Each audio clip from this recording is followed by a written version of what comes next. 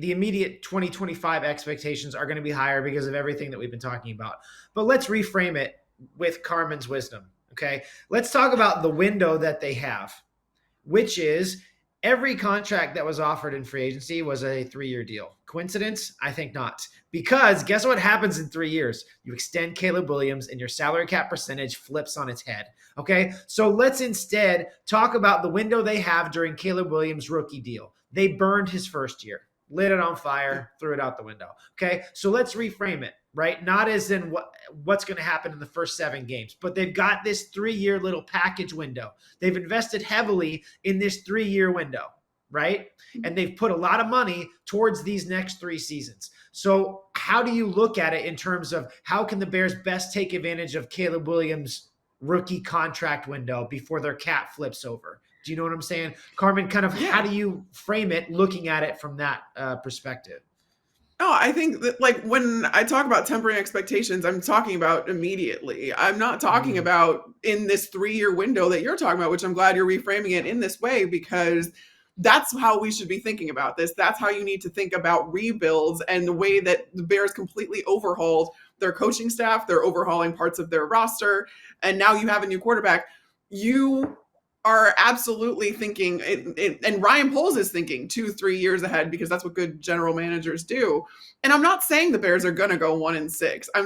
I'm offering the Lions example as something to show that even if things don't look as great as you think they should, because I do think the talent on this Bears roster is better than it was on those 2022 Lions.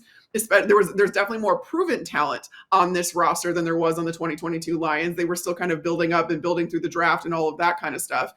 The biggest thing to me is just seeing that Caleb Williams is being put on the right track so that in that 3-year window, we can at least see him potentially reach his ceiling. Because what took me off guard so much at the beginning of last year was that Caleb Williams, there was so much on his plate. There was so much thrown at him. And I think that coaching staff must have overestimated exactly how good Caleb Williams would transition into the NFL. It's still a completely different game than the college game. We cannot discount that.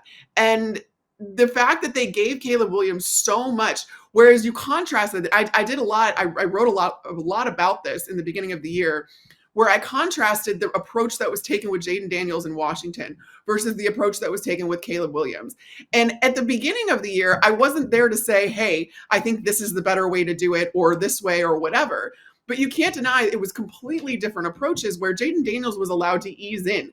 That offense was very vanilla in the first month of the season, especially, where Jaden Daniels didn't attempt to pass over like 10 yards, or if he did, it was very minimal for the first month of the season. And it was all about getting his confidence up and understanding the basics of the offense before they unleashed the deep ball and all of the fun little gadgets and motions and all of that kind of stuff that we saw by the end of the year. And look at how that turned out. Whereas Caleb Williams was given the full breadth of the playbook instantaneously. And he's in his own head. He's taking forever to get rid of the football. He's second guessing himself. He's prioritizing taking care of it because he doesn't know what else to do because he's not registering things because he hasn't seen these NFL defenses before. It was so much for such a young player. And I really want to see this, take it down to the studs year.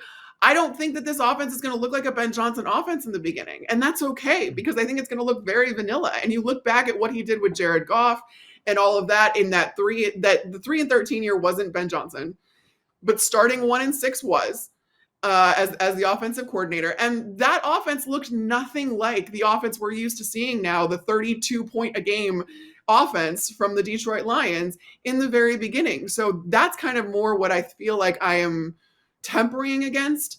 But when you look at it from a 3-year perspective, in this 3-year window that the Bears have built in, I just want to see the building blocks starting towards that. And it's not going to look like a finished product anytime soon. But the good news is it doesn't need to. It doesn't need to until, you get into year 2, year 3 in this plan, as shall we say, between Ryan Poles and Ben Johnson.